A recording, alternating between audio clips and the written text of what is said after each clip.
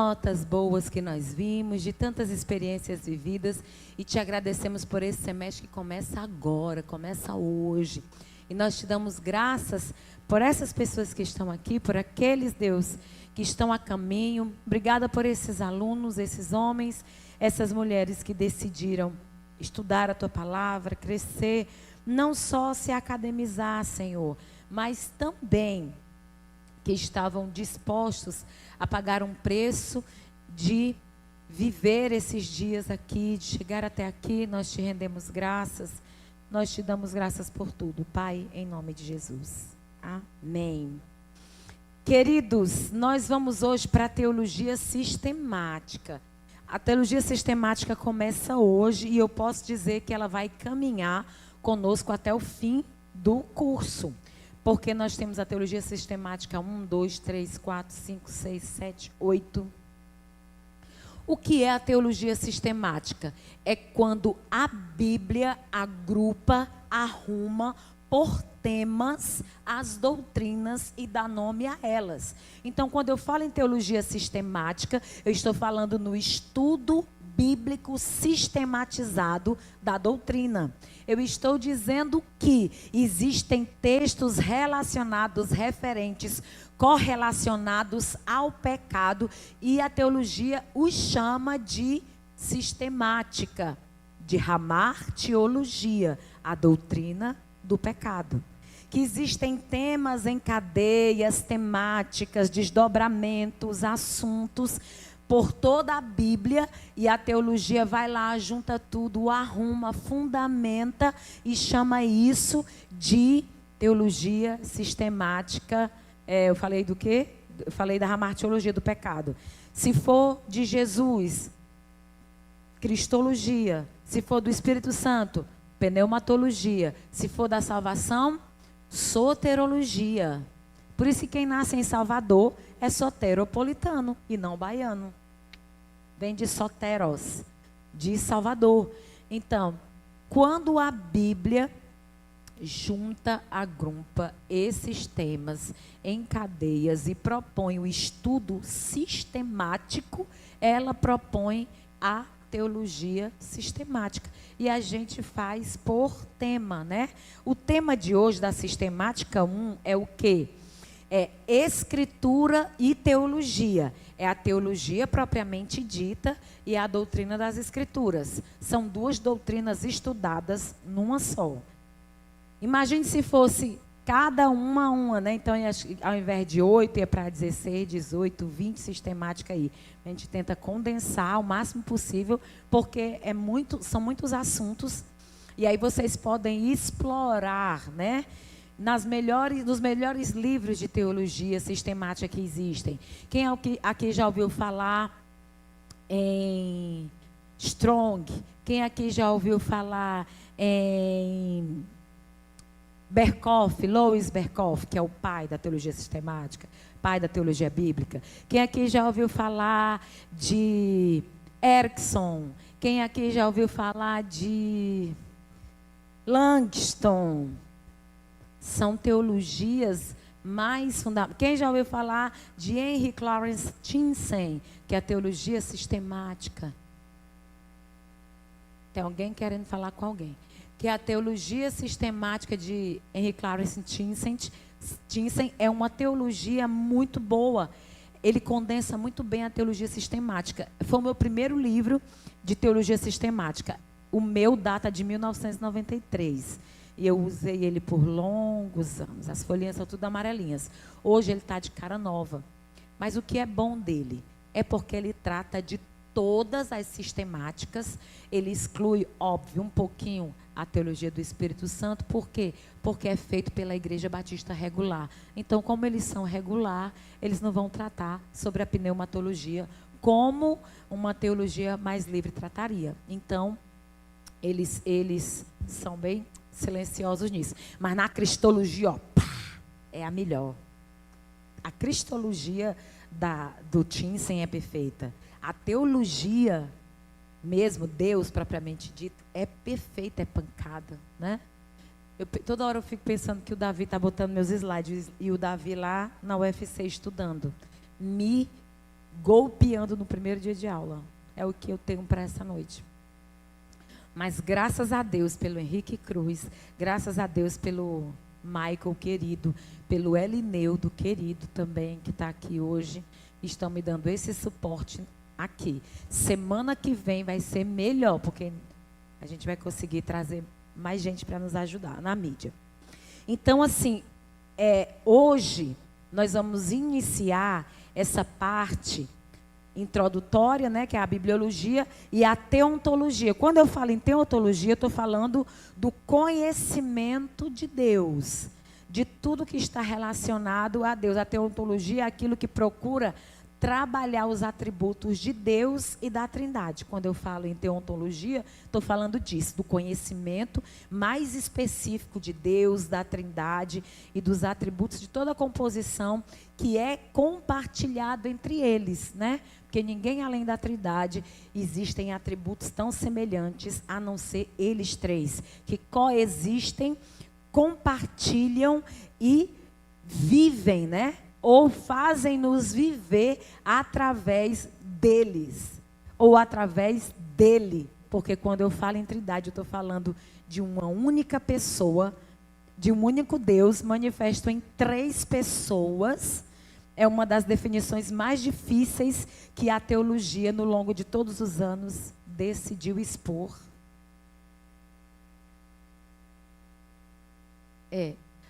O reitor está pedindo para compartilhar.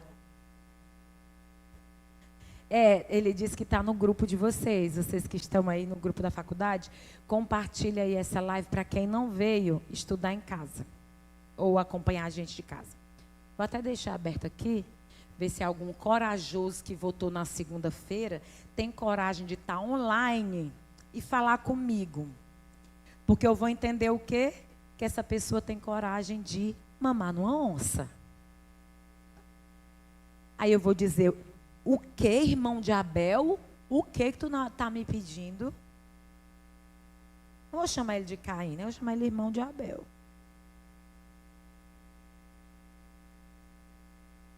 Quero só ver quando chegar as peças boas por aqui, eu vou dizer, não foi tu que voltou na segunda-feira? Por que tu está online? Por que tu não está aqui? Sai, Senhor. Hoje não. Hoje eu não sou a coordenadora, sou a professora. A professora não sabe nada que acontece no grupo. Nada. Você está aqui para dar aula. É muito difícil ter essa polipersonalidade, né? Porque eu estou aqui, mas não esqueça que lá no grupo a tia da merenda estava dando um apoio às pessoas que pela primeira vez estavam na cantina hoje. Enfim, é muito difícil eu tirar essas pessoas de dentro de mim. Sim. Mais do que uma trindade. Hereticamente falando, eu tenho 4 personalidades numa só. Então, gente, é uma das definições mais difíceis que você tem de explicar, principalmente na escola dominical, para crianças, para adolescentes, como é que uma teologia completamente monoteísta, como é que nós, sendo diretamente oriundos do judaísmo, que não se fala nem o santo nome de Deus em vão, consegue entender a possibilidade de um Deus que se manifesta em 3 pessoas com a mesma essência. No Concílio de Nicéia, esse assunto 325 foi muito discutido, porque foi uma das grandes dificuldades, não era só a questão da definição da Trindade, mas como você aplicaria isso para a sua vida, sem tirar o poder do único Deus. Como é que Deus é Deus e Ele pode estar num corpo se Ele não tem corpo? Como é que Jesus é Deus se Ele foi gerado como um santo no ventre de Maria, sem contato com o homem? E aí você já sai da problemática do século I sobre a pessoa do Logos, vai para o século II com as controvérsias das 2 naturezas de Jesus, e no século III nós vamos imaginar toda a problemática da Trindade, porque o cara que nasceu como um pobre lá dentro de uma favela e pregava estranhamente no deserto, morre. Depois dele disseram que ele foi para o céu com tripinó do jeito que ressuscitou. Daqui a pouco vêm os discípulos e dizem que estão cheios de um Espírito Santo e vão poder fazer milagres maiores do que o que esse cara fazia quando estava vivo. E hoje, depois de 20 séculos, nós estamos aqui dizendo exatamente a mesma coisa, fundamentada onde? Exclusivamente em tudo que estava escrito sobre ele, decifrado, todo o enigma que ele nele explicou, coexistiu e fez e faz até hoje acontecer por meio da fé. Então, assim, toda aquela problemática do século 1, 2, 3 está aqui hoje diante de nós. Existe um diferencial. O cristão que está estudando, ele vai levar uma bagagem de fé para aquilo que ele está estudando. Eu já tive aulas na faculdade com alunos espíritas, coroinhas da Igreja Católica, espíritas, aqueles pentecostais da mão preta e do pé roxo, como tive presbiteriano, sorveteriano e congelacional junto na mesma sala. O nome dessa pandemia se chamava Ano 2000, que foi o ano da turma do Wagner. O ano da turma da Lucibele também, 2005, 6, 7, por aí, Bel. Bel aí é formada em teologia 10 vezes já, mas nunca teve o reconhecimento no curso dela. Mas até monografia ela já entregou 2 vezes. E aí, o que eu acho interessante da teologia é isso. Nós não precisamos produzir uma nova teologia. Nós precisamos arraigar-nos a uma verdade, escolher uma corrente teológica, defendê-la e ir com ela, trilhar os passos na fé que você tem. Quando a pessoa quer discutir comigo e ela não diz uma coisa que eu alcanço, eu digo assim, eu respeito a fé que você tem e o princípio que te conduz. Você não é obrigado a querer que ninguém tenha o tipo de revelação que você tem, a sabedoria e o conhecimento que você tem, não. Cada um anda na luz que conseguiu.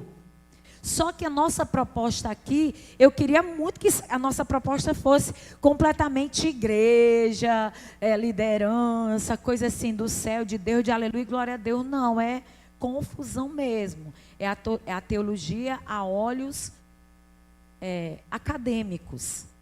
Hoje está muito fácil a gente abrir um livro, pegar e ler, deixar tudo pronto. A gente só vai lá e lê, se adequa, coloca dentro da realidade da igreja, faz uma adaptação, despreza, repugna tais pensamentos, outros acolhe, ama, deseja, vai até a fim. Não, eu sou calvinista até a morte, anda São Calvino, me leve São Calvino. Seja, meu filho, você é quem sabe. Não, eu sou um luterano, virei para sempre com Lutero, depois de Lutero não tem ninguém mais importante. O grande problema hoje é que as pessoas que fazem teologia, elas estão indo por uma vertente onde a centralidade de Cristo está deixando de lado. Por muitas vezes nós esquecemos Cristo no sermão e vemos uma pessoa falando de grandes nomes, grandes homens e grandes doutrinas que se levantaram. Eu sou ultra isso, ultra aquilo outro. Mas não fala sobre um testemunho de vida vicária, de uma vida de sacrifício para servir a Deus. Eu sou ultra luterano, eu sou ultra lapsarianista, eu sou ultra reformado, eu sou isso, eu sou aquilo. A nossa proposta aqui é expor a teologia. E você, eu sou pentecostal, eu gostei dessa parte aqui, eu vou trilhar por esse caminho.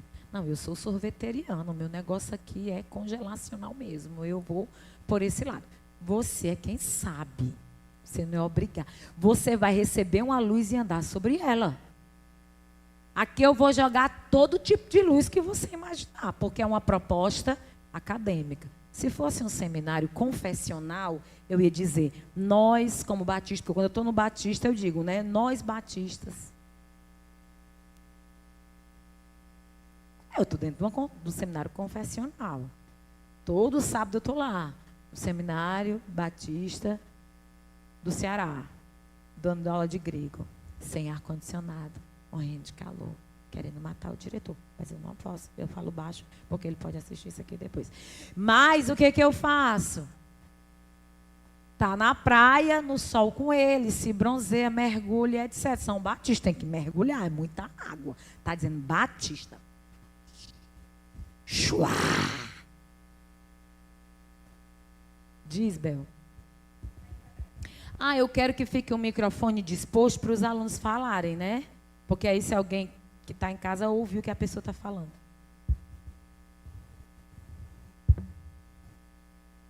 Oi? Isso é interessante de se dizer porque na época lá da faculdade, a gente encontrava muita dificuldade porque toda semana um aluno ia lá na coordenação fazer um abaixo-assinado para tirar o professor, porque o professor tinha dito alguma coisa que ia contra a doutrina da igreja dele. Pensa numa dificuldade. Já encontramos uma pessoa que resolve tudo como Pedro fazia, na base da espada. Pronto, então tinha gente que era assembleiano, ou tinha uma espírita na nossa sala, então quando ela se pronunciava sobre algum assunto, aí todo mundo atacava ela porque o pensamento dela era diferente, então era uma tribulação. Mas o que eu posso dizer para vocês? Que esses anos 2000 produziu a melhor teologia no Ceará, porque todo mundo se formava. Era cadeira segunda, quarta e sexta, de 7 às 10 da noite. E terça e quinta. Eram cadeira de 60, 90 horas. Dia de sábado tinha horário EF, que é aquele horário que pega de 5h45 a 6h45, 15 para as 7, porque o camarada fazia o horário EF e entrava 7 horas para a hora normal. O Wagner é um que fez 5 anos em 3. 5 em 3. É por isso que ele tenta, como aluno, se sobressair a mestre. Porque tal hora ele vendo isso e dizendo, Maria Edna, para de me expor. A cara dele dizer, já isso aqui. Então, nós vamos ver, quando você me achar herege, um dia você vai me achar herege, o outro você vai me achar santa demais, o outro você vai me achar super piedosa, o outro você vai me achar carrasca.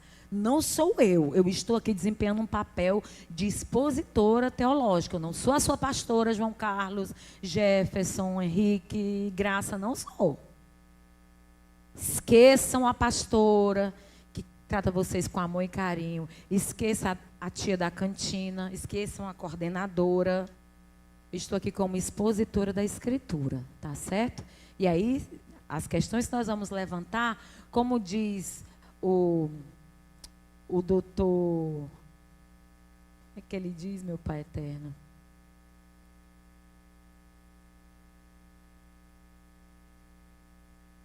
Tem um deles que deu aula para a gente na nossa especialização. Eu e o Wagner, nós fizemos uma especialização em teologia latino-americana. A maioria dos professores eram padres. Maioria. Acho que com essa luz não precisa do óculos, não. Daqui a pouco eu... Eram padres. Então, foi uma teologia maravilhosa. Maravilhosa. E o Áureo, que era do presbiteriano, não sei se alguém conhece aqui. Pastor Áureo, ele era pastor da Independente, da Igreja Batista Independente aqui em Fortaleza. Agora eu acho que ele está em Curitiba. Ele dizia assim, teologia é coisa de homens. Mas teologia é coisa de homens. A Bíblia é uma coisa de Deus, mas a teologia é coisa de homens. A teologia sistemática foram homens que decidiram estudar a Bíblia de forma sistemática, deram nomes aos temas, cientificaram a Bíblia e fizeram dela uma teologia. E isso é extraordinário. Você ter uma escritura que é completamente divina e consegue chegar em nós. Quando nós vamos falar sobre as escrituras como uma revelação divina, que é a primeira página, está aí na página 4, a gente não vai ficar lendo, mas eu posso pedir a alguém para, de repente, ler um parágrafo, alguma coisa assim. Quando nós pensamos na Bíblia como revelação divina, e eu falo sobre revelação, estou falando sobre aquilo que foi inspirado a ser escrito, né? Quando nós falamos de revelação, não é aquilo que Deus está aqui revelando alguma coisa que está acontecendo com alguém. Eu estou falando de revelação divina no princípio teológico de se dizer. Por que que essa revelação que vem para nós, eu digo sempre que por causa do pecado, nós os homens já temos a nossa capacidade racional fragmentada. Então, a revelação divina, para chegar em nós, ela é completamente fragmentada pelos nossos filtros, pelos nossos conceitos, pelo filtro natural que a gente tem da intelectualidade, da razão, da espiritosfericidade, que tem gente que é mais santa espiritual do que outro. Então, a Bíblia, ela chega pura aqui, ó. A revelação é pura, pá. Mas começa a passar pelo filtro de tudo que tem na nossa racionalidade. No id, no ego, no superego, no inconsciente. Nas lentes que nós escolhemos. Você acha que um biólogo não é atraído pelos mares, pelos rios, por toda a geografia bíblica que é expansíssima, extraordinária? Se você entrar num curso de arqueologia bíblica, você nunca mais tem vontade de sair, você quer morar dentro dele. Você acha que um contador, um financista, um economista, ele não vai olhar para a Bíblia e conseguir encontrar fração, razão, denominador comum, a fórmula de Bhaskara? Acha. Um psicólogo não vai olhar e ver dentro da Escritura todo o delineamento do comportamento humano. Nós somos guiados dentro da revelação na razão daquilo que nós já conhecemos.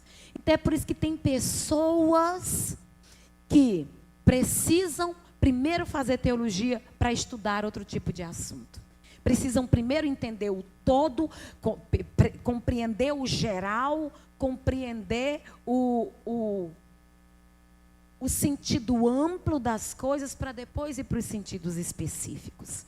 Eu dou graças a Deus porque eu sou formada pela IFOL, pela Escola de Libertadores da Igreja, da Jocum, que é internacional. E eu faço em Curitiba. Mas o que é que eu dou graças a Deus?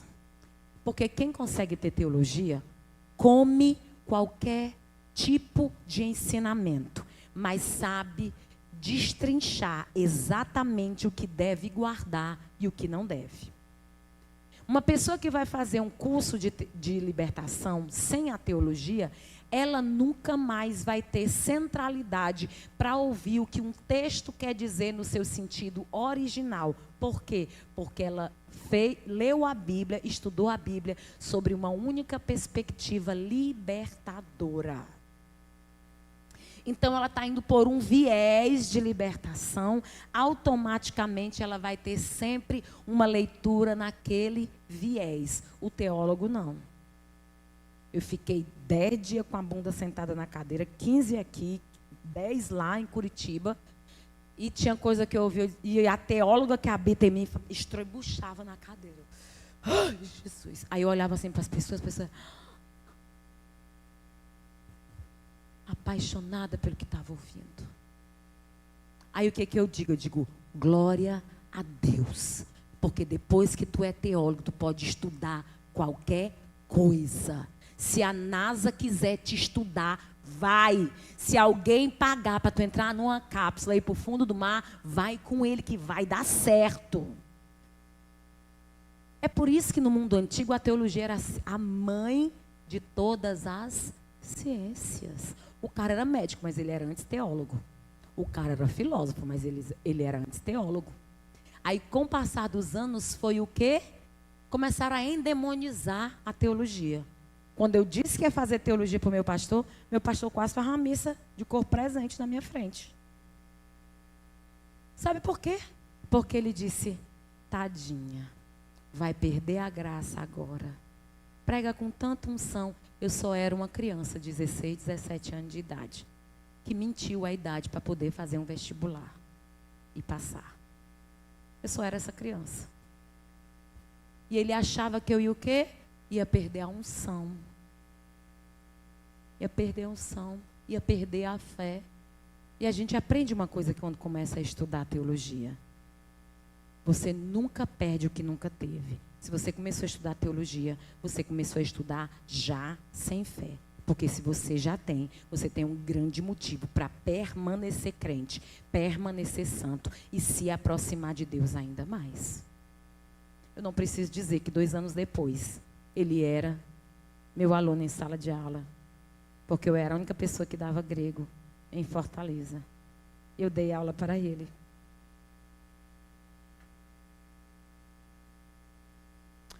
Olá, classe. Boa noite. A paz, pastor.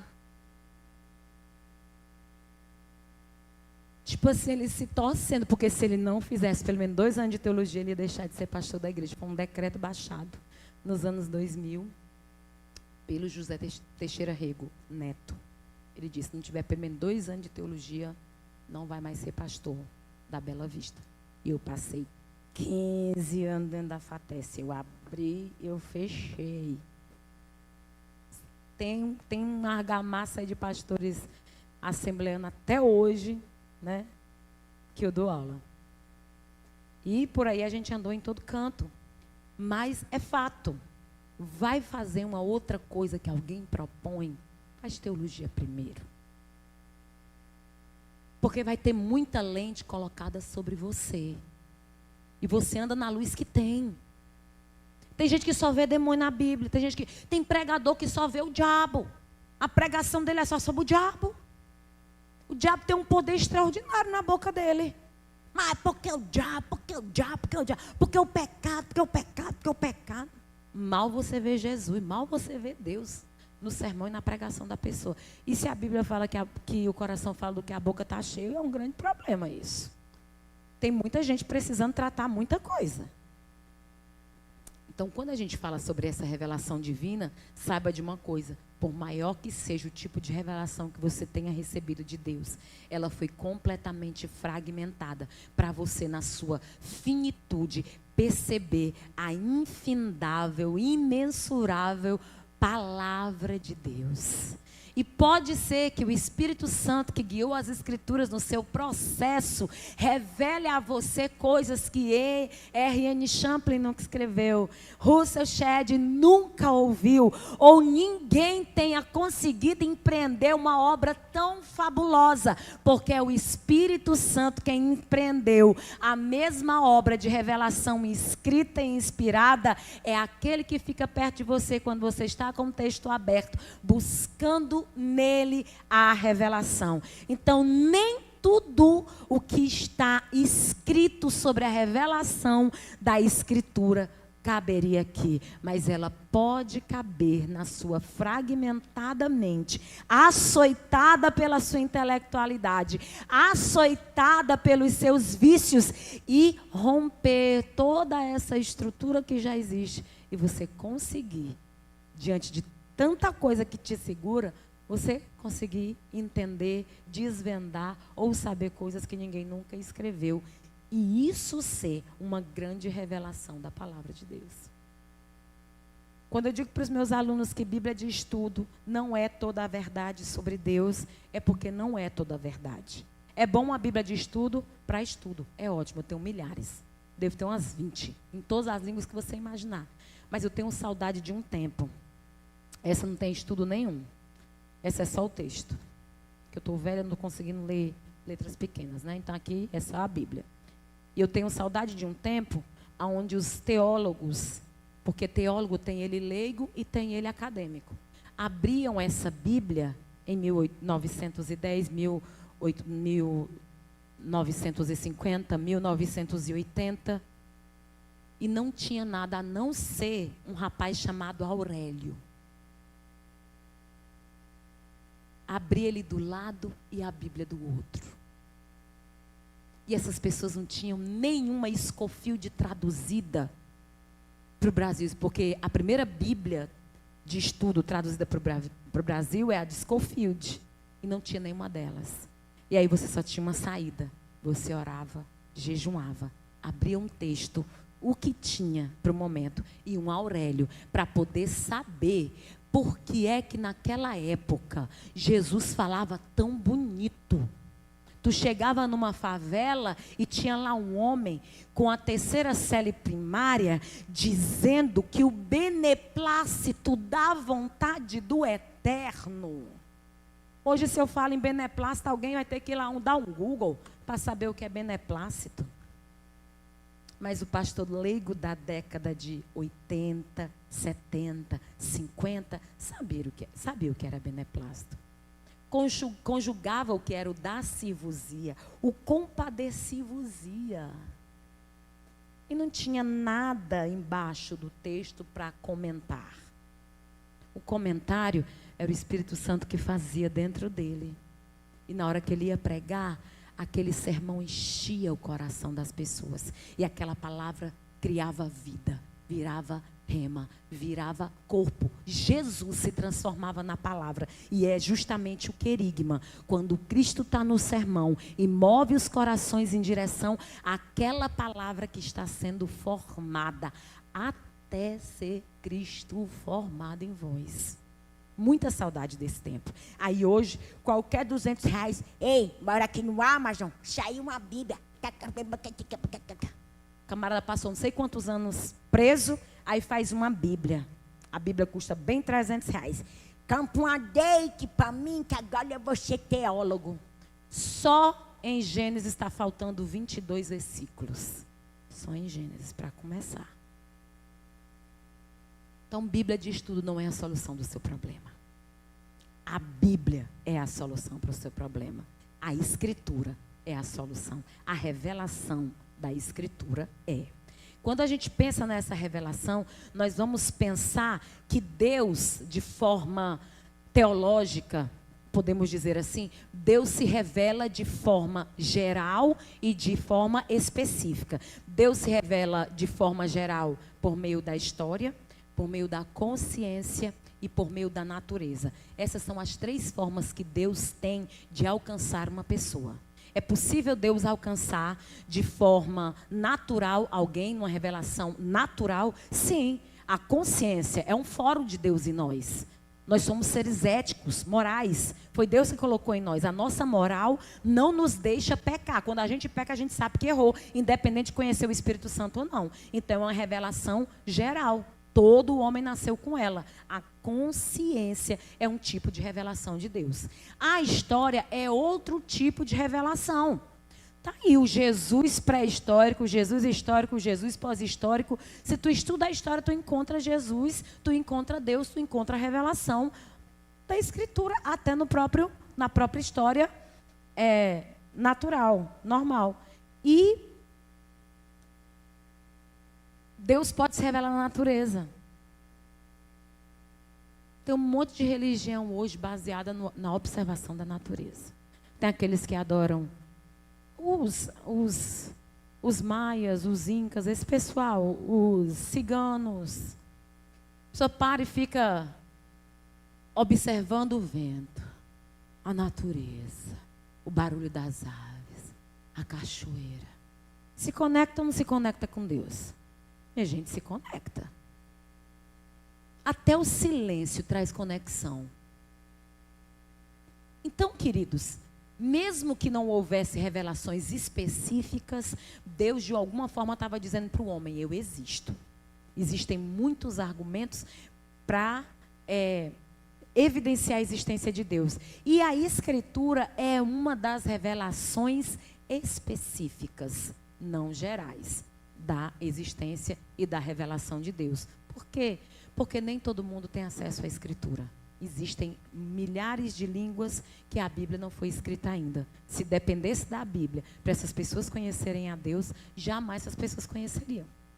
Então, ela é uma revelação específica, assim como Cristo é um tipo de revelação específica, como o próprio Jesus, o Espírito Santo, a igreja. Então, são formas mais específicas de conhecer a revelação de Deus. E nos primeiros 8 séculos da igreja, poucas pessoas tiveram coragem de se opor a Escritura. Poucas pessoas, só tem um louco aí citado na página 1 de vocês, que é o Teodoro de Mopsuestia. Ele é bispo, escritor, ele era bispo lá na Cilícia, né? Ele é primo de Nestório também, quem tem um primo chamado Nestório. Que ele coloca em xeque as duas naturezas de Jesus, né? E ele funda o nestorianismo. Ele diz que Jesus tinha um lado humano e o lado divino. Essa é a controvérsia do século II. E a maioria dos hereges do século II vão dizer isso, que ele é Deus que tem hora que vira homem. Não, ele é homem que tem hora que vira Deus. Toda essa confusão aí gerou uma série, acredito que umas 8 heresias principais do segundo século. E um dos grandes hereges foi o irmão dele, o irmão Teodoro, né? Que é o Nestório. Ele foi a única pessoa que negou a inspiração da Bíblia nos primeiros 8 séculos da igreja. Porque a maioria, a universalidade, quando eu falo igreja, nesse tempo eu não estou falando da católica e nem da protestante, nós estamos falando da igreja universal, que não é a do reino de Deus. É a igreja, antes de partir, a igreja ocidental e oriental, a igreja que viu Jesus ser assunto. Estou falando dessa igreja. Então, até o século VIII, ninguém teve essa cara de pau, essa coragem. Mas esse louco teve essa coragem. E depois dele, nos nossos dias, nós temos quem? Os famosos teólogos liberais, que têm os pensamentos bem parecidos. A Bíblia não é a palavra de Deus. Ela se torna a palavra de Deus. Ela tem conceitos inspirados sobre Deus. Mas a palavra de Deus, ela não é.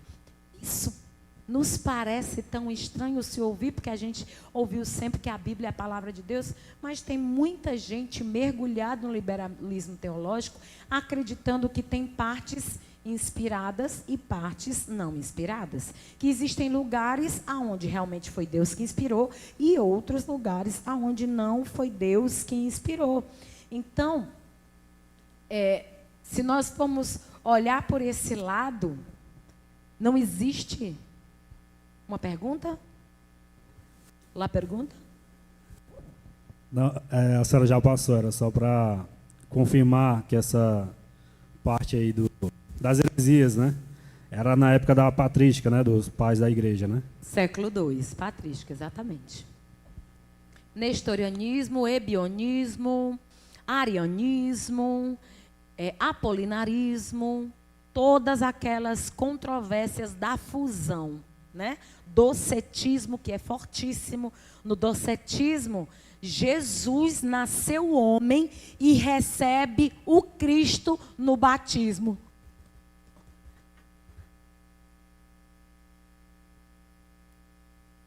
Eu queria ser uma teóloga comum, mas eu sou extraordinária. Né? Se eu encontrar um docetista na minha frente, eu decepo ele. O que é isso? A ausência do Espírito Santo. A pessoa não pode crer que Deus pode ter sido gerado no ventre de uma mulher pelo Espírito Santo e ser 100% homem, 100% Deus. A controvérsia é toda essa. A impossibilidade de crer que numa única pessoa existam duas naturezas. Assim agora eu fecho. E a possibilidade de um único Deus manifesto em 3 pessoas, numa só substância, cada uma funcionalmente no plano salvífico. Deus é o autor da salvação. Ele não tem corpo, alguém teria que encarnar e morrer. Mas se o Espírito Santo não convence essa pessoa intelectualmente dos seus pecados, nada está feito. Então é um plano perfeito, executado por 3 pessoas de uma mesma essência que se chama Deus. As 3 pessoas da Trindade.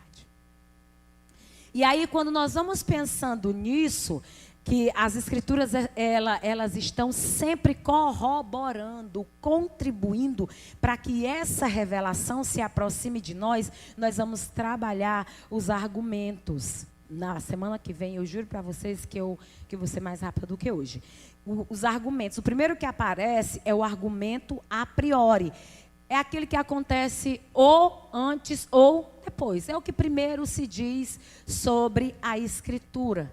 é sobre a profunda necessidade que o homem tem, antes de qualquer coisa, a miserabilidade da alma humana em detrimento ao grande amor de Deus. Existe uma conexão que é impossível e inegável. O homem é um grande pecador e necessita de salvação. Deus, ele não precisa do amor de ninguém, porque ele é o próprio amor. Mas o homem é miseravelmente necessitado desse amor.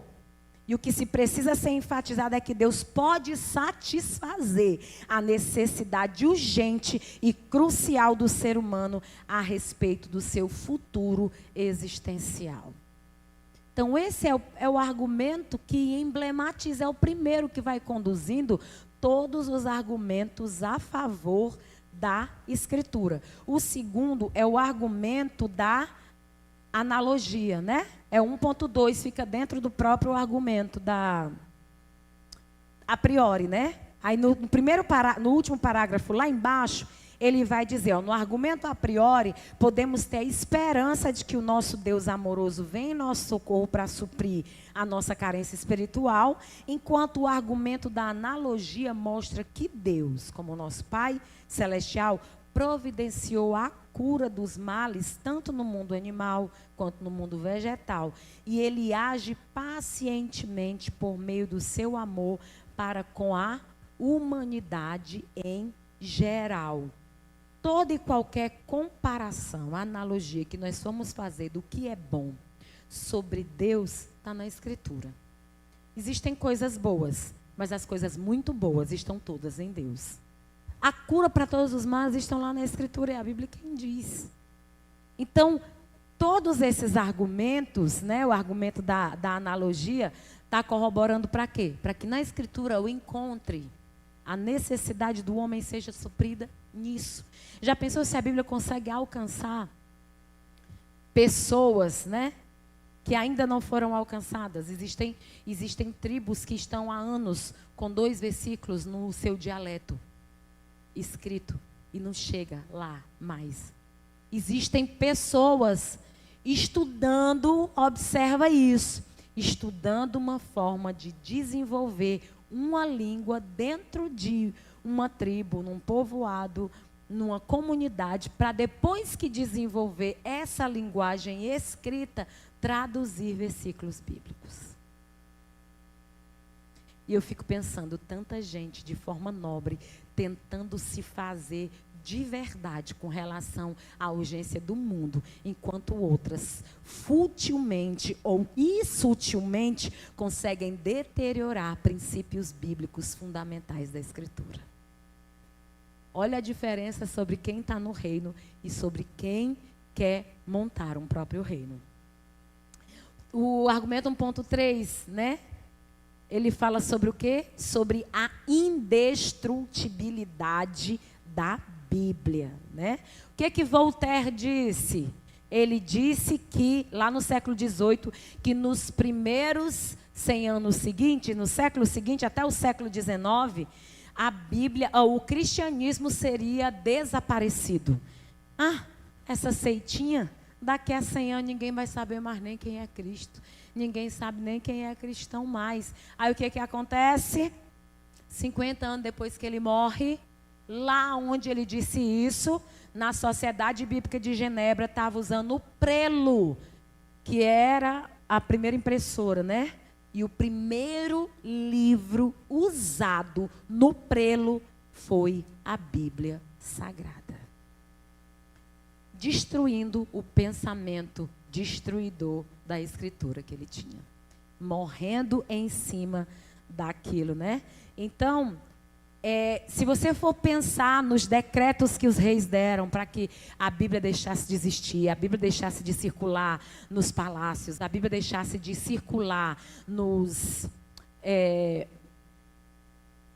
guetos, existiam em todos os lugares muitas proibições para que as Escrituras não chegassem, para que cópias das Escrituras não chegassem. Nem os decretos imperiais, nem qualquer outros meios que foram utilizados por inimigos das Escrituras conseguiram exterminá-la. Quanto mais perseguição houve com a Sagrada Escritura, mais milhares e até milhões de cópias foram impressas.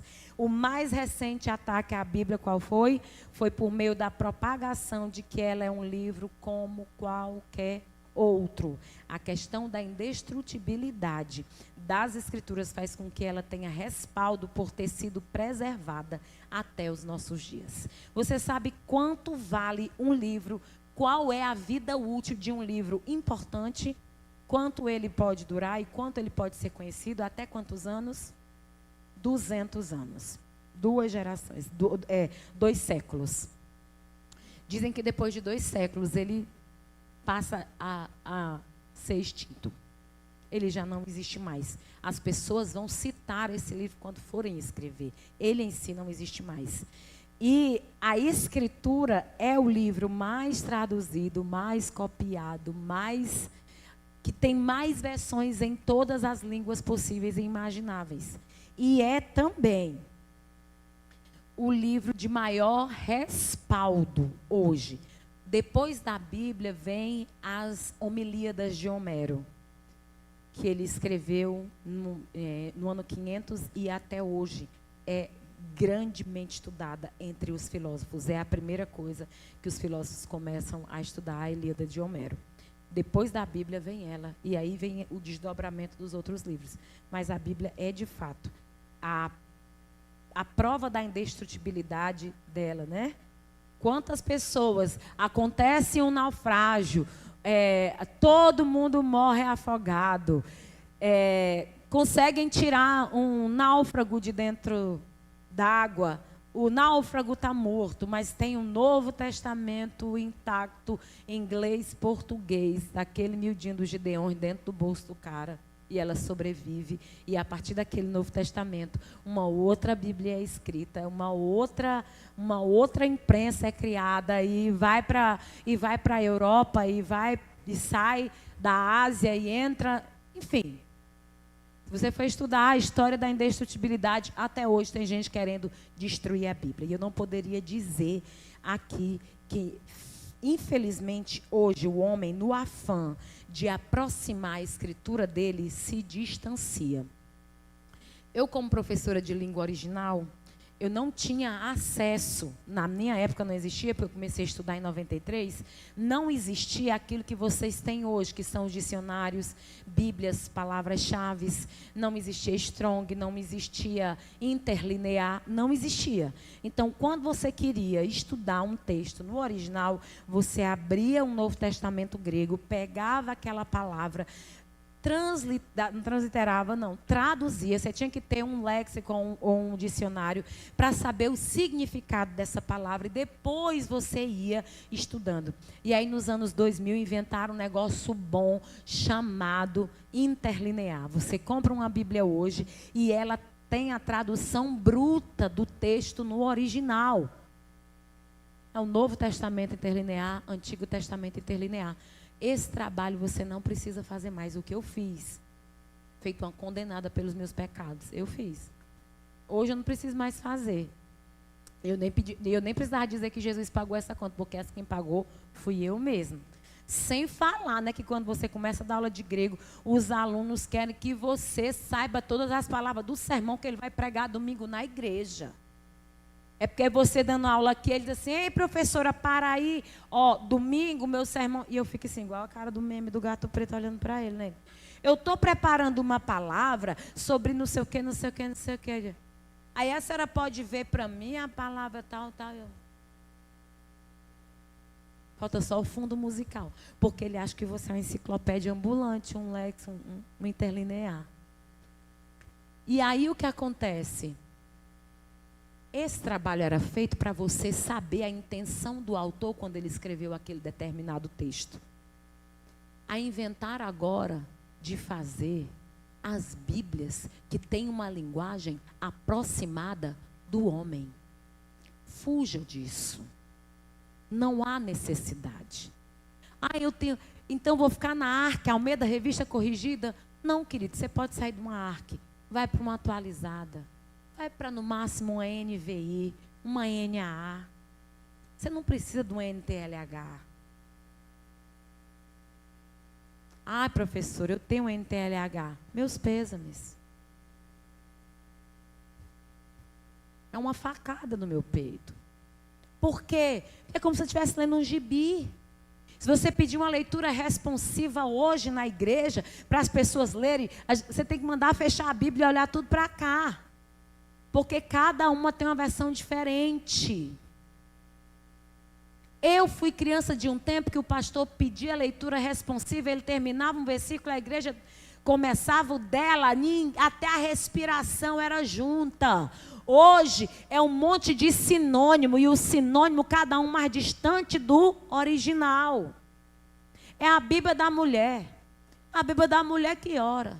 É a Bíblia da mulher que ora de joelho. É a Bíblia da mulher que ora de joelho de pink. É a Bíblia da mulher que ora de joelho de pink com cajado na mão.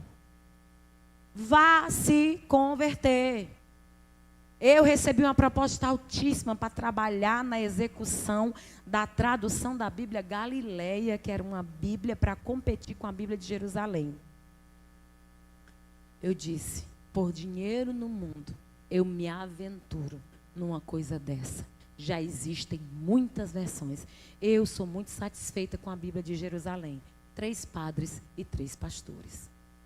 Sou muito feliz com a Bíblia de Jerusalém. Sou muito feliz com a tradução ecumênica brasileira. Sou muito feliz com ela. Então, quando você é um teólogo, você não vai procurar as versões que têm uma linguagem fácil. A linguagem fácil está aproximando de você e está distanciando você do autor e do real sentido quando ele escreveu aquele determinado assunto. Ah, mas eu já dei uma Bíblia do adolescente underground para o meu filho. A Bíblia da criança autista. A Bíblia da criança. Não, tudo bem. Uma Bíblia criada para uma criança autista, digamos assim. É um estudo específico, com cores, com imagem. Amém. São só versículos pequenos, frases pequenas. Concordo demais. É uma adaptação da escritura para uma criança ou até para um adulto que tenha dificuldade, um déficit de aprendizagem. Concordo, é super válido.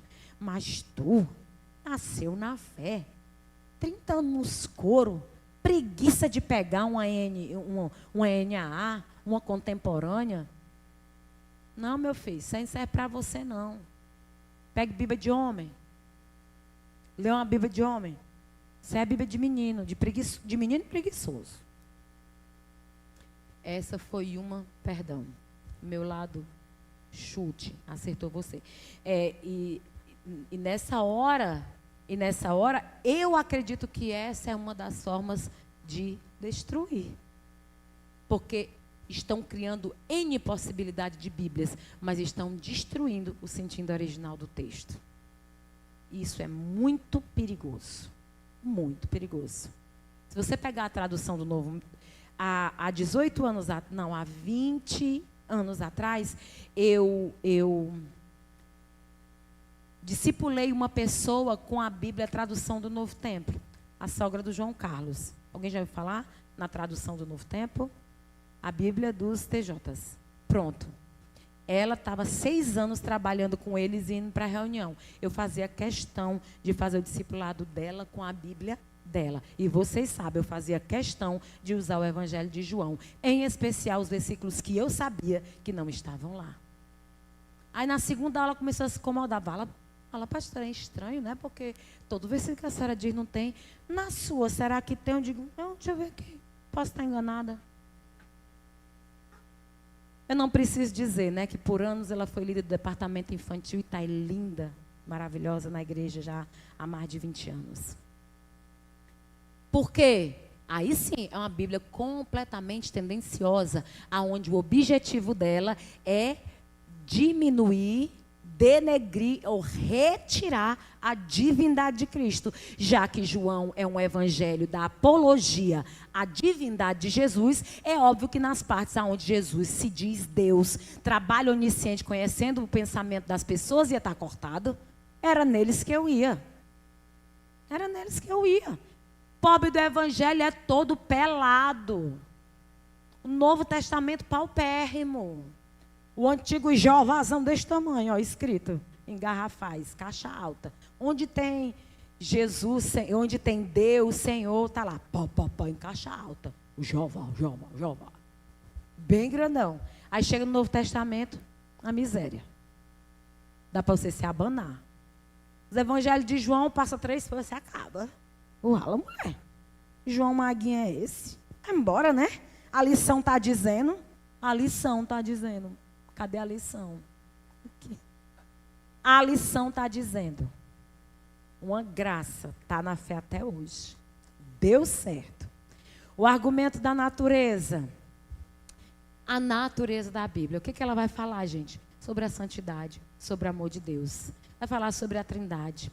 E ela deixa muito claro que nós somos indesculpáveis do castigo. É impossível alguém olhar a Escritura e não ver que estava todo mundo condenado. E Deus arranjou uma solução para nós. Alguém escreveu sobre a solução, chamou de Jesus e jogou aqui. E quando você aplica isso na sua vida, você está livre da condenação. Aí você diz assim, mas a Bíblia ela não tem uma unidade. A Bíblia ela pode ser multi-revelada. Existem muitas revelações e essas muitas revelações, ela pode trazer pensamentos contraditórios. A Bíblia se contradiz, por que no Antigo Testamento você está lendo uma coisa, chega no outro, não é mais para dizer, não é mais para ler? Querido, nós estamos falando de um livro escrito num período de mais ou menos 1.600 anos, por 40 homens com ofícios diferentes, idades diferentes, em tempos diferentes, com perspectivas e objetivos diferentes, dos quais nem eles sabiam que estavam escrevendo. Ou você acha que Isaías sabia que ele estava escrevendo uma coisa que ia chegar na nossa mão? Até você saber que não foi nem Isaías que escreveu o que você acha que ele escreveu. Que na escola bíblica dominical, Isaías escreveu Isaías. Amém, igreja?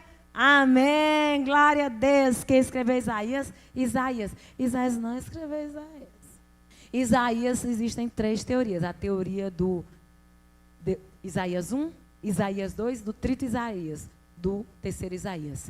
Isaías de 1 a 39 é um estilo literário, do 40 ao 55 é um segundo estilo literário, do 55 ao 66 é um terceiro estilo literário. São 60 anos de escrita dentro de uma profecia e ela não pode ser única. Como é que eu sei isso? Porque tu é teólogo. Porque até hoje, tu estudava aquilo que estava lá nas lições bíblicas. Estava lá, era tudo que tu entendia. Agora tu é teólogo, tu vai ter que investigar esses processos. Ai, como é que eu vou dizer no altar essas coisas? Não precisa dizer no altar. Tem que ter um jeito de dizer. Eu sobrevivi, comecei com 17, estou com 48. Teologia nunca me matou, me deixou, foi gorda. Por que é que vai matar você? E aí o que acontece? Ai, não, a Bíblia, ela é uma só. Sim, dividida em 2 testamentos. Numa cultura distantíssima daquilo que a gente vive hoje. O que você acha? Como é que alguém empreende um conteúdo como esse, tão distante da nossa vida, da nossa realidade, e isso consegue fazer sentido hoje para você? Não é isso? Como é que isso consegue? Como é que as doutrinas são contraditórias? Hoje a gente precisa... É verdade que a gente precisa guardar o sábado? A gente precisa guardar? Então, quando tem sábado, tem curso no sábado na igreja, vocês dizem, não vão? Ou se vocês vão, vocês estão pecando? Preciso entender, quando eu sou teólogo, quando eu sou um biblista, eu gosto de saber... Primeiro do que tudo, que a Bíblia é um livro completamente histórico-cultural. Se não houvesse um pano de fundo histórico-cultural na Bíblia, você não conseguiria entender a doutrina e a revelação da Escritura. Não tem como eu pegar um texto que foi aplicado para um tempo, lá em 1 Coríntios 11, e trazer hoje e enfiar a goela abaixo numa igreja em pleno século 21. Não tem como. Não tem como eu querer raspar a barba dos homens, porque é pecado ter cabelo no rosto. Alguém me prova isso, no Antigo ou no Novo, onde está? Não, mas tem lugar que não pode usar barba. Tem igreja que proíbe os homens de usar barba. Como um teólogo estudioso, você vai ter que saber o que é Bíblia como palavra de Deus, inspiração e revelação, o que é cultura, o que é história, o que é tradição da igreja, o que é dogma. Teologia, coisa de homem. Dogma, homem. Instituição, homem. A única coisa que é divina é a revelação. A cultura, fatos, dados, história, comportamento, modus vivendi. Isso está de acordo com o tempo, um lugar, uma hora, um fato. Você não pode pegar a Bíblia. Eu gosto dessa hermenêutica. É hermenêutica alegórica. Fala, Senhor, fala agora, por favor. Eu sei que é tu que está aqui. Pá! E Judas saiu e se foi se enforcar.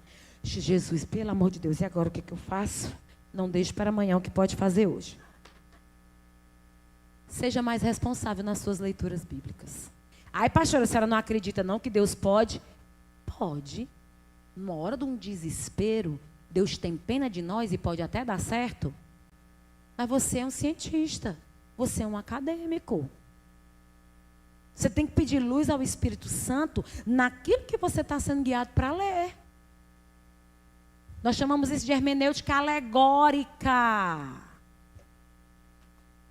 Irmão, tira uma palavra para mim aí que eu estou meio machucado. Já vai dizendo que está machucado. Então ele já está condicionando o miserável do profeta para mentir para ele. Aí ele chega no culto, dá a palavra de doutrina. É só lapada nele, toda hora. Ele pega uma pá e fica jogando para o outro. Isso aqui mesmo não é para mim não. Eu? Enxada, meu filho. Não tem ninguém perto de você. Puxa tudo para você. Pega uma enxadinha. Solta a pá. Fulano devia estar era aqui. Fulano não está vendo isso. Espero que fique gravado. Era para você que veio, meu filho. Quem não veio não levou a bordoada, não. Você que veio que receba. Nessa revelação ninguém toca. É a palavra quem traz. Só que por trás, no fundo, no bojo, tem uma história, um tempo e uma cultura que se deve levar em consideração. Irresponsavelmente eu não posso pegar um texto sem saber o que ele dizia lá e então. E num último momento, trazer para o aqui e agora. Eu preciso ser responsável para ler um texto e depois desdobrar ele lá, o objetivo lá. Então, aqui, agora, é a última parte. A pessoa acaba de ler o texto e diz, hoje é do mesmo jeito. Hoje é do mesmo jeito o quê, filho de uma mãe? Tu não disse nada. O texto está pedindo uma explicação. Explica o que o texto está dizendo. Depois de tu explicar o texto, tu aplica ele agora. Ai, minhas costas.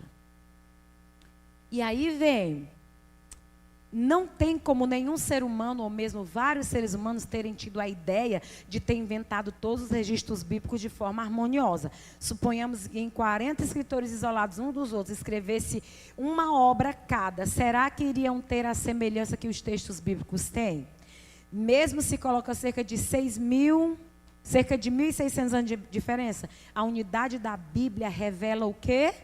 A inspiração do Espírito Santo para a glória da Santíssima Trindade.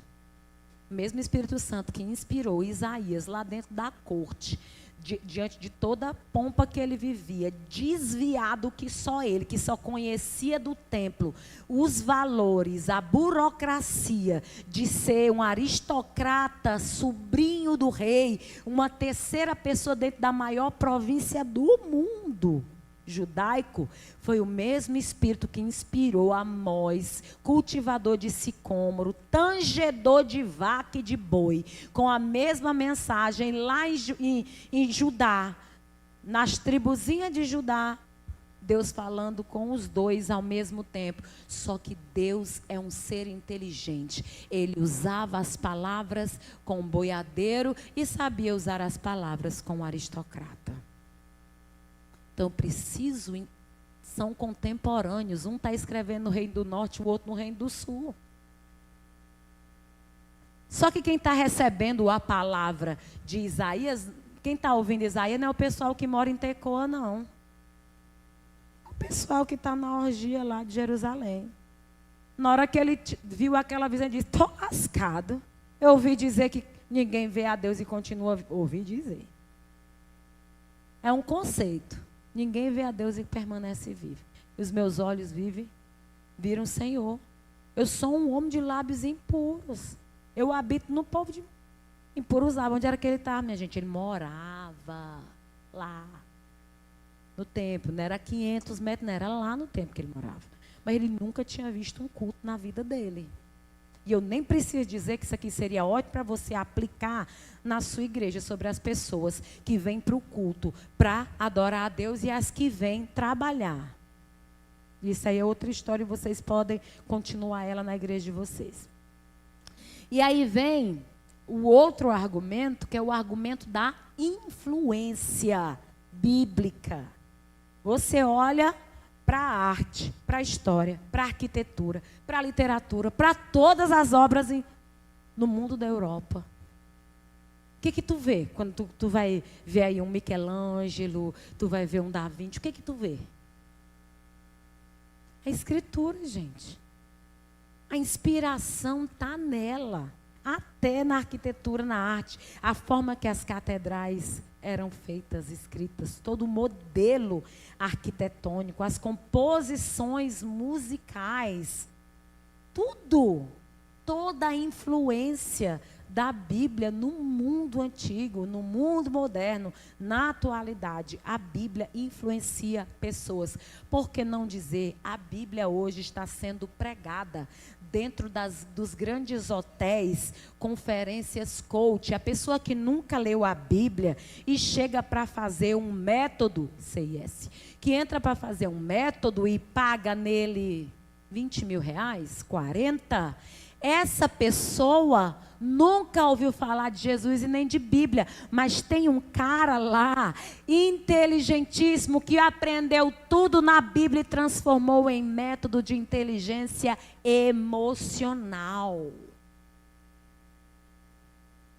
Então, meu querido, a Bíblia hoje tem influenciado pessoas que estão querendo destravar, desbloquear, passar para níveis de personalidade, de restauração de identidade, de etc. e tal. Ninguém vai dizer que aprendeu na Bíblia, que o Espírito Santo levou e o conduziu àquilo. Não, eu tenho 4 chaves para liberar hoje para você, no método não sei o que, não sei o que. Tu aprendeu na Bíblia, infeliz. Aí a senhora é contra? Não, sou a favor. A Bíblia não está lá? Sou a favor. Eu estou aqui provando que, na atualidade, a Bíblia tem exercido influência fortíssima nas pessoas. Elas só não têm a consciência real que aquilo é escritura. E quem faz aquilo e quem pratica aquilo, está praticando escritura. E tem que acontecer. Porque quem está ensinando sabe o que está dizendo, viveu aquilo, e eu nem duvido que o Espírito Santo não esteja conduzido um cabo desse. Ele só foi inteligente o suficiente para dar preço a um negócio que ninguém faria como ele faz. E ele não está errado por isso. Mas às vezes o que o cara vai fazer lá, um fim de semana, um pastor faz toda semana nos seus cultinhos que você perde. Infelizmente. Então, reformas sociais em todo o mundo aconteceram por causa dos cristãos engajados e envolvidos com a justiça social, na luta pela sociedade, né? A emancipação da mulher, a libertação dos escravos. O que é isso, gente? Bíblia. A Bíblia chegava para o branco, para o preto, para o índio. A Bíblia chegava. E aonde ela chegava, ela gerava influência. Alguém foi alcançado. Uma moça chamada Isabel disse assim, não pode viver, esse povo não pode viver preso, não. Isso é desumano. Quando se conhece a Escritura, a revelação da verdade que liberta, impulsiona a pessoa, influencia a pessoa e a pessoa faz. Se ela tiver status, poder, autoridade para exercer isso, ela transforma a sociedade que ela está. Livros comuns não conseguem fazer isso. Ela é a revelação de Deus para a humanidade. Se eu chegar aqui para dizer para você, fala 15 minutos, mas eu já vou terminando. O argumento da profecia cumprida. Você tem um Antigo Testamento cheio de revelações, de profecias e de promessas que estão lá datadas. Muitas delas aconteceram naquele mesmo testamento e outras delas, posso dizer que 70% delas aconteceram no outro testamento. Porque as profecias messiânicas, óbvio, todas estão lá de Gênesis a Malaquias. Gênesis a Malaquias. Nós temos 12 livros proféticos. Imagina, todos eles apontam para a messianidade, todos. É muita profecia acerca da vinda de Cristo. Aí daqui a pouco Jesus chega no contexto do Novo Testamento. Aparece, encarna. E as pessoas começam a ver, algumas pessoas são iluminadas, começam a segui-lo, começam a descobrir, era sobre ele que a Escritura falava. Jesus está bem pertinho de morrer e chega para o discípulo e diz assim, o que o pessoal anda dizendo de mim por aí? Vez por outra é bom você fazer esse check-up, esse checklist aí, né? O que estão dizendo? Como é que está meu Ibope? Aí, as respostas mais lindas do mundo, né? Estão dizendo que tu é Elias. Estão dizendo que tu é o espírito dos profetas aí, que tu não sei o que, não sei o que. Estão dizendo que tu não sei o que, não sei o que. O Pedro, que vai meter pau em todo mundo aqui depois, chegou para Jesus e disse assim, Pedro só dizia aquelas mesmas, Pedro não tinha enrolado com ele não.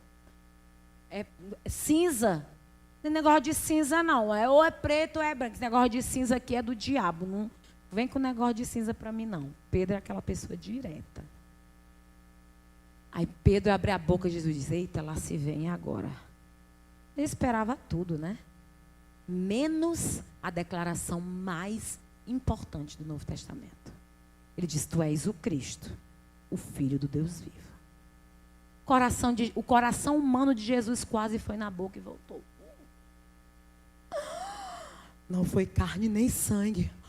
Com certeza, não é tu que está falando, Pedro. Foi o próprio Espírito. E por que tu disse isso, baseado nessa declaração? Tu és pedra. A palavra pedra ali é o fundamento. Certo? E baseado nessa declaração é que eu te digo que tu és pedra. E sobre essa pedra, a pedra é a declaração que Pedro disse. Tudo bem? Sobre essa pedra, esse fundamento, tu acabou de dizer que eu sou o Cristo, o Filho do Deus vivo, é que as portas do inferno não vão prevalecer contra a igreja. E aí a igreja faz o quê com essa declaração? Pega Pedro, institui como primeiro papa. Isso é o quê? Uma mentira exegética. Não é sobre isso. Como é que eu sei? Quando eu pego o grego, a palavra Cefas, a palavra Pedro, o nome Pedro, o pedregulho, a declaração.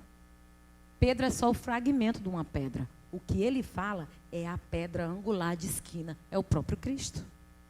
É isso que segura a igreja, é o fundamento. É tanto que meia hora depois, Lá se vem ele. Você acha que ele queria cortar a orelha de alguém? Ninguém puxa espada para cortar a orelha, não, minha gente. Era o pescoço que ele ia perder. Pedro não tinha a visão boa e a mão tropa. Mão tropa. Jesus. Foi nada não, Marco. Pá. Aí o que acontece? Jesus, se alguém quiser vir aqui para cima de ti, ó, tem que passar por mim, porque ninguém vai tocar em ti para te matar. Então Jesus olhou e disse: ai, tu voltou para trás de mim, Satanás. Pedro, te aquieta, que Satanás quis foi te peneirar, macho. Te aquieta aí. Então, assim, se eu não acreditar que o Espírito Santo inspirou todo o tempo a Escritura, a Bíblia é o livro que traz todos os pecados que os homens cometeram. Se a Bíblia não fosse real, inspirativa, corretiva, metade dos pecados de Davi não estava lá, minha gente. Metade dos erros de liderança de Saul não estavam lá.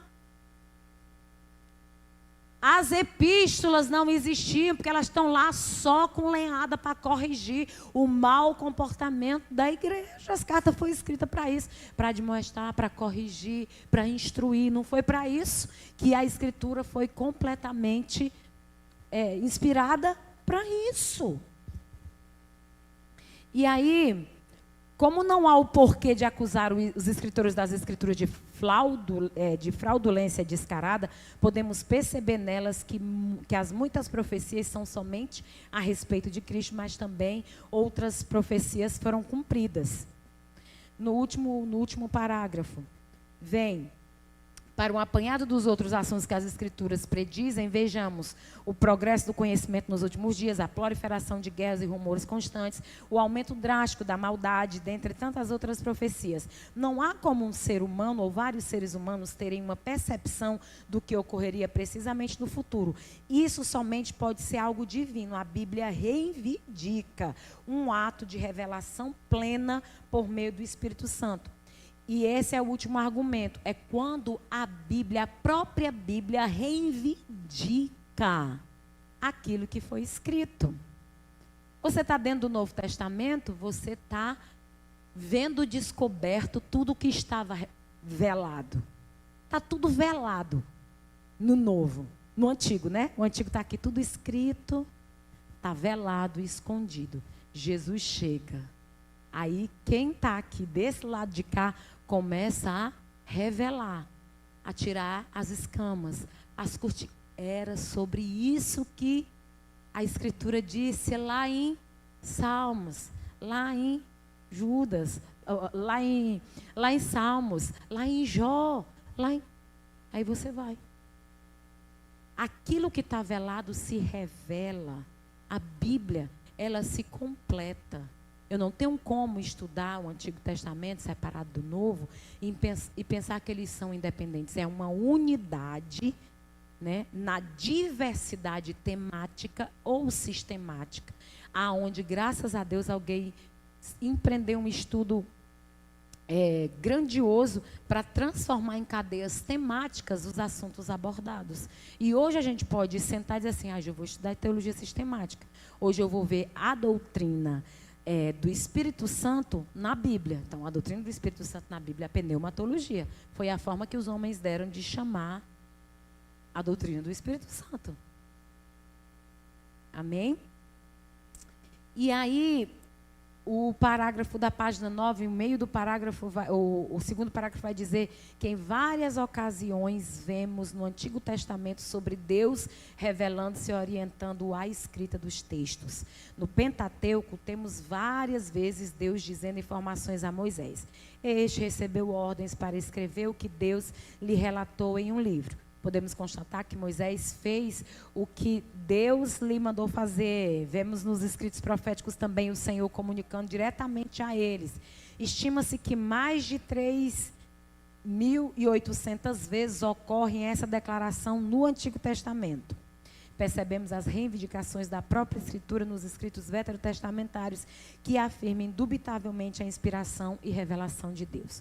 Sobre isso, o que eu posso dizer a você?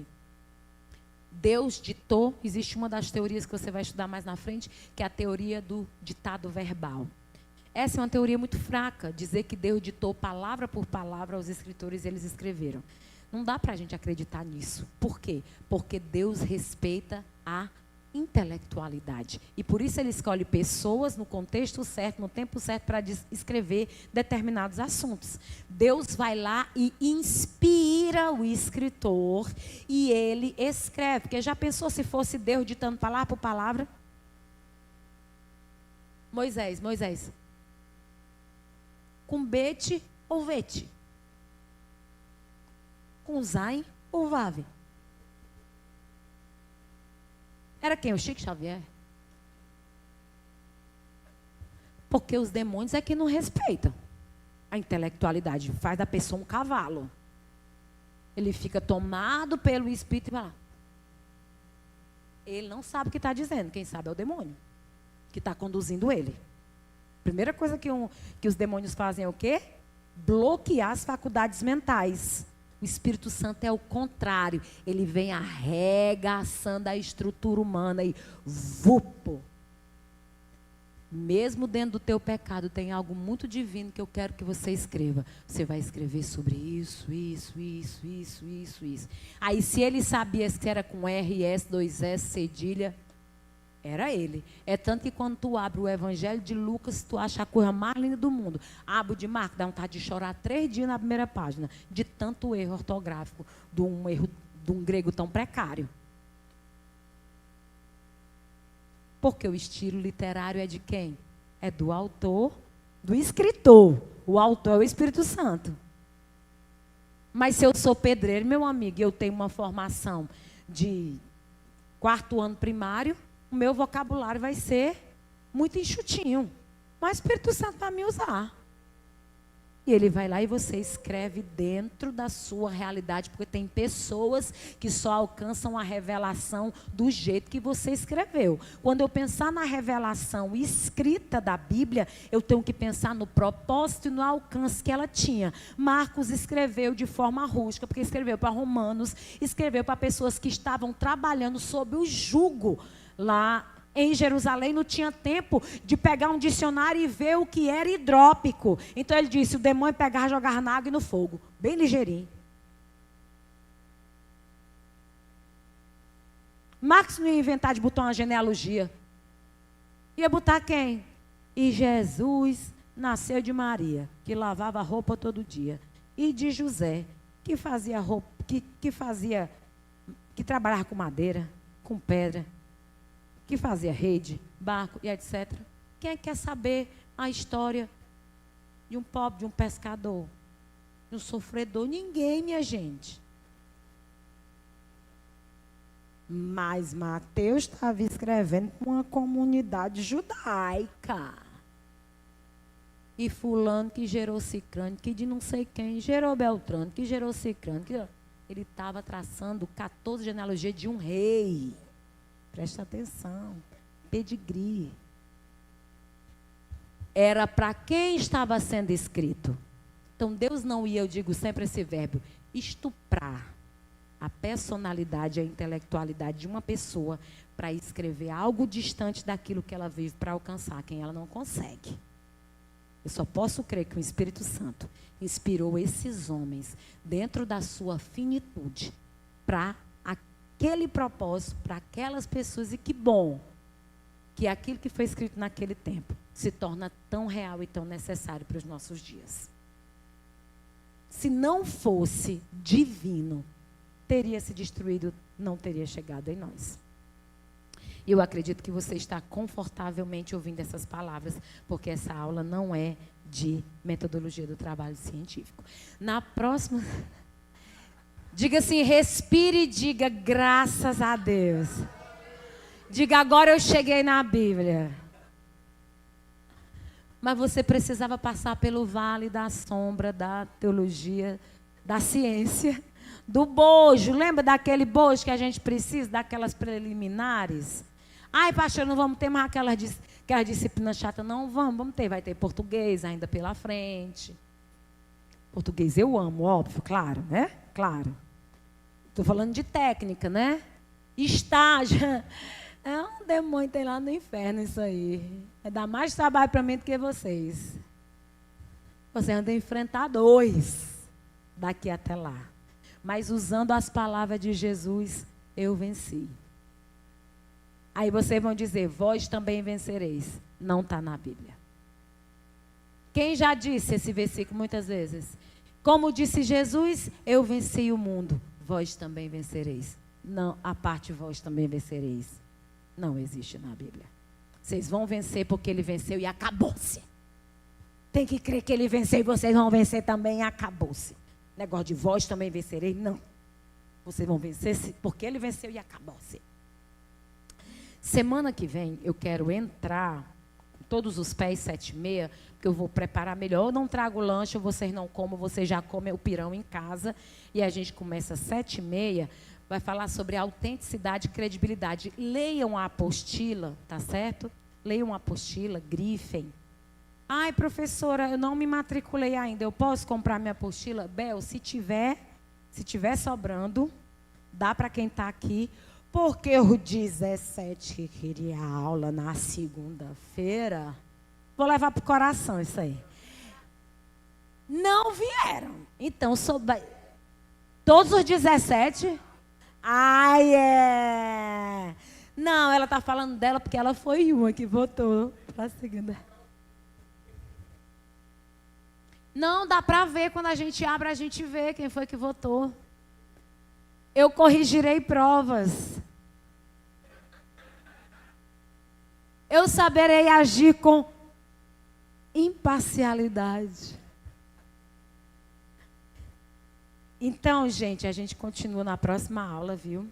Vamos ver se a gente consegue correr um bocadinho, porque quando terminar essa parte da bibliologia, que é a doutrina da Escritura, a gente vai entrar na teontologia, que é a parte dos atributos de Deus, né? E aí a gente fala Deus e Trindade, viu? Eu pretendo ficar 2 aulas em uma e 2 aulas em outra. Aí por isso que eu quero que vocês leiam, que dá para a gente correr mais. Tipo, tal, faz uma pergunta aqui, eu digo, sim, pá, vamos ler aqui essa parte, você que está, isso aqui, tal. A gente pode dinamizar melhor, tá bom? São 9h30 no celular de vocês. Amém. Pronto. Tem gente que vai para muito longe, vai pegar Uber para ir para casa. Vamos agradecer a Deus. Semana que vem a aula vai ser melhor, em nome de Jesus. Mais tranquila. Eu não tomo Rivotril, é por isso que eu sou desse jeito. Então, não espero eu ficar mais lenta, porque isso aqui já é o meu natural. Lexotan, Rivotril, essas coisas eu nunca tomei. Se eu tomar, fico muito lenta, né? Isso aqui já é o meu máximo. A minha plenitude é essa. Pai, nós te agradecemos por essa noite. Obrigada pela oportunidade de estarmos juntos aqui. Pedimos ao Teu Espírito que nos guie em toda a verdade. Como diz a Tua palavra, que a Tua palavra, Senhor, ela seja como a âncora para a nossa alma. Que nós possamos encontrar nela, Senhor, nos firmar e nos abalizar. Assim como uma âncora, assim, lá no fundo do mar tão pequena, consegue segurar e refrear um grande navio. Que a Tua palavra seja a nossa âncora durante esses 4 anos.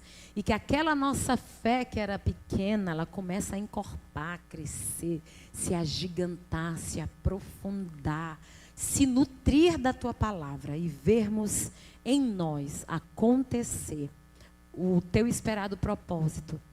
Que Tu seja gerado em nós todos os dias. Essa é a nossa oração. Obrigada por todos que estão aqui. Obrigada pela semana que vem, que eu sei que vai ser melhor do que hoje. Nos leva para casa em paz. Nos livra de todo mal, de todo acidente. Nos dê uma semana cheia da Tua presença e da alegria da Tua salvação. Em nome de Jesus. Amém.